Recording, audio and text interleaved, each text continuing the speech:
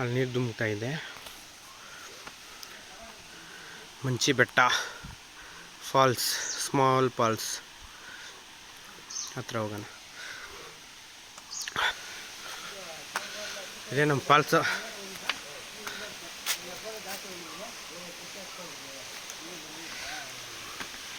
ಏಡಿಕಾಯಿಗಳು ಇಟ್ಕೊಂಡು ಅಲ್ಲೇಡಿಗ್ಲು ಬರ್ತಾ ಇದ್ದೀರಿ.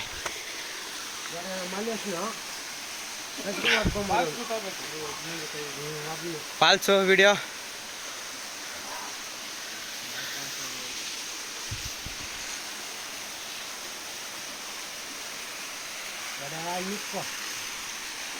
ಮಳೆ ಬೇರೆ ಬರಂಗಿದೆ.